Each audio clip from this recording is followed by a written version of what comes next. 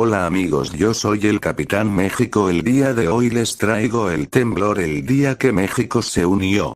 Mucho nos preguntamos si el sismo, de magnitud 7,1, fue más fuerte en la Ciudad de México que el terremoto de magnitud 8,0 de 1985. Solo por la enorme diferencia en magnitud de los dos eventos, uno podría suponer que no. Esto tiene sentido, ya que el sismo de 1985 liberó 32 veces más energía sísmica que el del 19 de septiembre de 2017. Sin embargo, en 1985, el epicentro fue muy lejano y bajo las costas del estado de Michoacán, a más de 400 kilómetros de la capital, mientras que el 7,1 ocurrió apenas 120 kilómetros al sur de la ciudad. Al propagarse, las ondas sísmicas se atenúan rápidamente. Por ello, a pesar de que la ruptura que generó las ondas sísmicas el martes pasado es mucho menor que la de 1985, las sacudidas en la Ciudad de México fueron tan violentas. A continuación, veremos por qué, dónde y por qué ocurrió el sismo. La ruptura del sismo del 19 de septiembre de 2017 ocurrió dentro de la placa oceánica de Cocos, y sismo intraplaca, por debajo del continente, a una profundidad de 57 kilómetros, figura 1. Si bien este tipo de sismo no es el más común en México, de ninguna manera es extraordinario. En la figura 1 se muestran los epicentros y profundidades de algunos sismos similares, incluyendo el del pasado martes. Estas rupturas se producen a profundidades mayores que los típicos sismos de subducción como el de 1985, que tiene lugar bajo las costas del Pacífico mexicano sobre la interfaz de contacto entre las placas tectónicas de Cocos y de Norteamérica, línea roja, figura 1. Los sismos intraplaca, de profundidad intermedia, se producen por esfuerzos extensivos a lo largo de la placa de Cocos.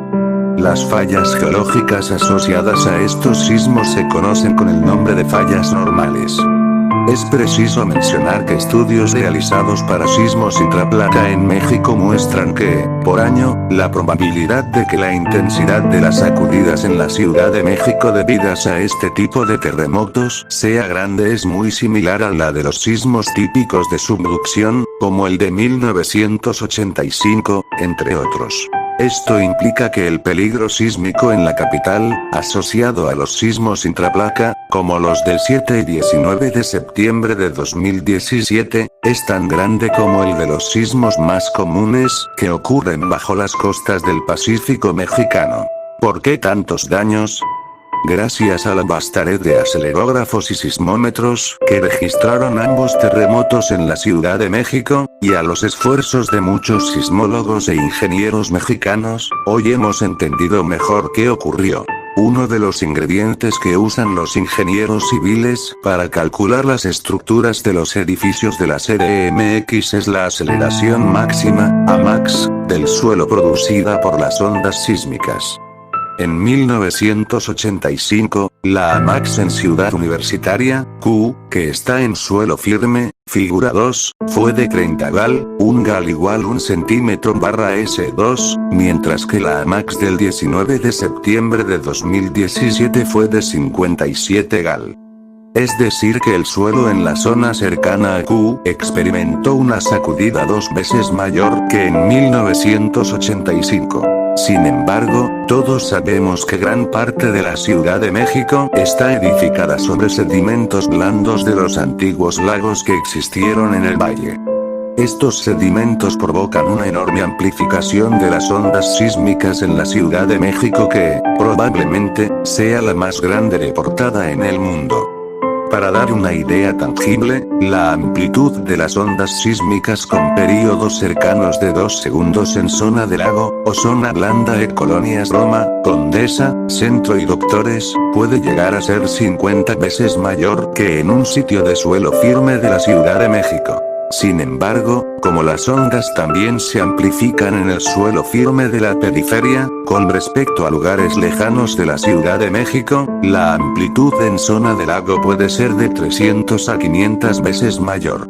En algunos sitios de la zona del lago, las aceleraciones máximas del suelo producidas por el sismo de magnitud 7,1 fueron menores a las registradas en 1985. Por ejemplo, en la Secretaría de Comunicaciones y Transportes, SCT, figura 2, que se encuentra en dicha zona, AMAX en 1985 fue de 160 gal, mientras que el pasado 19 de septiembre fue de 91 gal.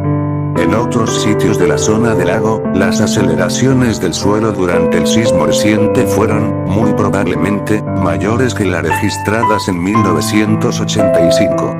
Se trata de un patrón de movimiento complejo y muy variable en el espacio. Elaborado por la empresa ERN. Un análisis detallado del movimiento del suelo producido por ambos sismos en la Ciudad de México revela cosas interesantes. De la misma manera que sucede con el sonido emitido por una cuerda de guitarra, los sismos están formados por ondas con diferentes períodos de oscilación. Los sismogramas registrados muestran que la amplitud de las ondas sísmicas con períodos de oscilación menores a 2 segundos fue mucho más grande en 2017 que en 1985, en promedio unas 5 veces, grosso modo, en toda la ciudad. Sorprendentemente, sucede lo contrario para ondas con períodos mayores de 2 segundos, cuya amplitud fue mucho mayor en 1985, hasta 10 veces mayor. Como veremos abajo, esto tiene fuertes implicaciones en el tipo de daños observados durante ambos terremotos. En resumen, los movimientos del suelo debidos al sismo de magnitud 7,1 fueron muy violentos y, de cierto modo, comparables a los de 1985 a pesar de haber sido provocados por una ruptura, falla geológica, mucho más pequeña que, sin embargo, ocurrió mucho más cerca de la ciudad. ¿Y los edificios, qué sintieron? Para los edificios, la situación no es tan sencilla. La aceleración máxima del suelo, AMAX, no es necesariamente lo que pone en riesgo su estabilidad. Por el contrario, al ser estructuras de dimensiones, alturas, diferentes, su vulnerabilidad es muy variada. Ondas con mayor período de oscilación amenazan estructuras más altas. Contrariamente, ondas con períodos más cortos, amenazan estructuras más bajas. Para identificar qué estructuras pudieron verse afectadas por el sismo de 2017, los ingenieros y sismólogos calculan lo que llaman las aceleraciones espectrales a partir de los sismogramas registrados. Dichos valores nos dan una idea de las aceleraciones que pudieron experimentar, en sus azoteas, edificios con diferentes alturas. Las aceleraciones espectrales en Q, suelo firme, indican que, los edificios de 1 a 12 pisos cercanos a la estación sísmica experimentaron una aceleración promedio de 119 gal, que es aproximadamente 2 veces mayor que la observada en 1985, figura 4A. En contraste, las estimaciones en SCT, suelo blando, muestran que edificios pequeños de este tipo, cercanos a la estación, experimentaron una aceleración promedio de 188 gal, muy similares a las de 1985, figura 4B. Por otro lado, edificios más altos, de entre 12 y 20 pisos, experimentaron una aceleración promedio en Q de 60 gal, que es 30% menor a la de 1985, que fue de 85 gal, figura 4A. La diferencia más clara entre los dos terremotos ocurrió en suelo blando para edificios con más de 15 pisos. La figura 4B muestra claramente cómo, en 1985, los edificios de este tipo cercanos a SCT experimentaron aceleraciones de 1,5 a 4,9 veces más grandes que las observadas el 19 de septiembre de 2017.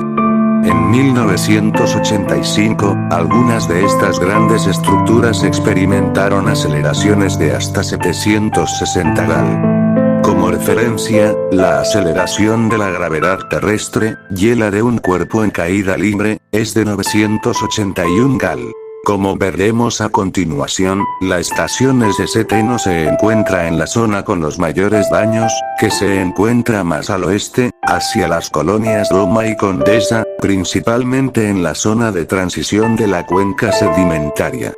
Un análisis similar al de la figura 4 a partir de registros en dichas colonias permitirá estimar qué tipos de edificios fueron los más amenazados. En esa zona, esperamos aceleraciones mayores que las de SST para edificios de 4 a 10 pisos. Los ingenieros y sismólogos de la UNAM, gracias a múltiples investigaciones basadas en miles de registros sísmicos en la Ciudad de México, y el desarrollo de herramientas sofisticadas han podido cartografiar, en toda la mancha urbana, valores de aceleración experimentados el pasado 19 de septiembre para diferentes tipos de estructuras. Dichas herramientas fueron desarrolladas en el Instituto de Ingeniería de la UNAM y operan automáticamente en tiempo real. Con ellas, se generan mapas de intensidad en toda la ciudad pocos minutos después del sismo, mismos que son útiles para identificar, rápidamente, las zonas potencialmente dañadas. La figura 5 ilustra claramente esto para el sismo del 19 de septiembre de 2017.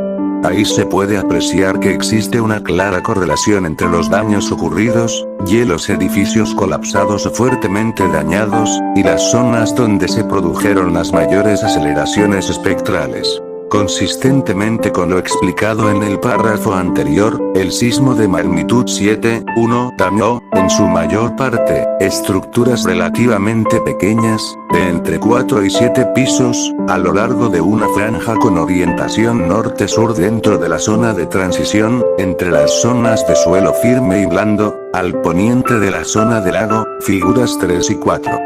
En contraste, las estructuras dañadas en 1985 fueron en su mayoría más grandes, con alturas de entre 7 y 14 pisos. ¿Por qué los daños se concentraron en ciertas zonas de la ciudad? La violencia del movimiento del suelo en la Ciudad de México depende principalmente del tipo de suelo donde nos encontremos. Como ya se dijo, gran parte de la ciudad está asentada en suelo blando, sobre sedimentos lacustres, contorno rojo en de figura 1. La figura 5 muestra la aceleración estimada en las azoteas de edificios de 7 a 10 pisos, y con períodos de resonancia cercanos a un segundo, provocada por el sismo del 19 de septiembre de 2017.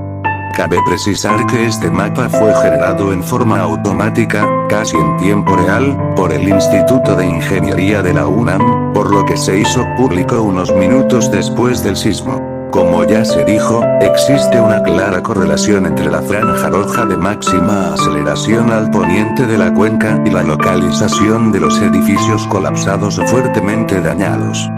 También es sorprendente la correlación que hay entre los valores grandes de aceleración, franja roja, y la geometría, espesor, de los sedimentos lacustres, figuras 2 y 3.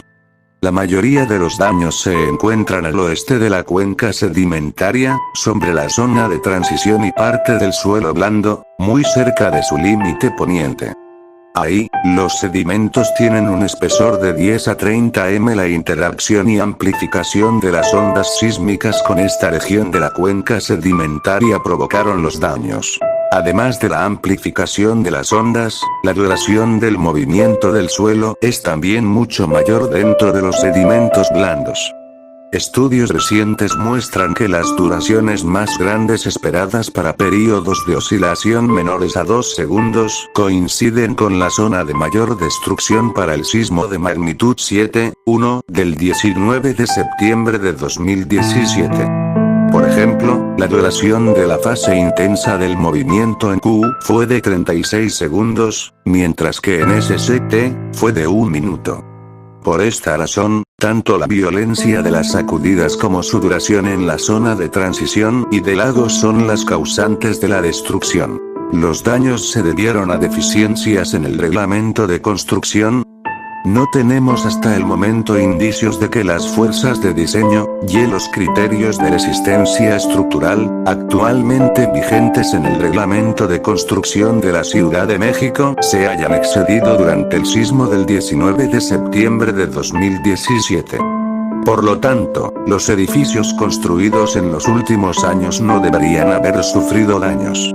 Sin embargo, en el caso de estructuras comunes, el Reglamento de Construcciones de la ciudad no exige que las edificaciones antiguas sean reforzadas para resistir las fuerzas especificadas en las normas emitidas después de su fecha de construcción. Es posible, entonces, que en el caso de edificaciones antiguas, sí se hayan excedido las fuerzas de diseño con las que fueron proyectadas. Independientemente de lo anterior, se sabe que existe un grave problema por falta de cumplimiento de las normas especificadas en el reglamento vigente de construcción, documentado en proyectos de investigación realizados en la UNAM.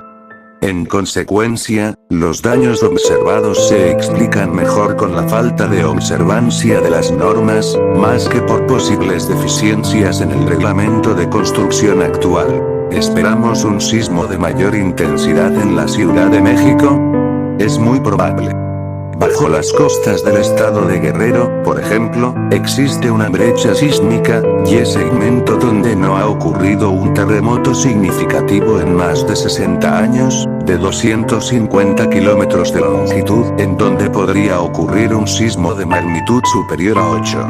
Este segmento se encuentra a unos 300 kilómetros de la Ciudad de México.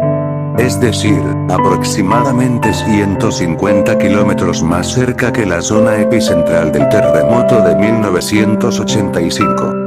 Estimaciones hechas por sismólogos de la UNAM sugieren que, si este sismo ocurriera en un futuro, las aceleraciones del suelo blando en la Ciudad de México podrían ser, bajo ciertas condiciones, mayores que las del sismo reciente de magnitud 7,1, y de 2 a 3 veces mayores que las de 1985, en particular para edificios de más de 10 pisos. La duración del movimiento del suelo sería mayor que las experimentadas en 2017, alrededor de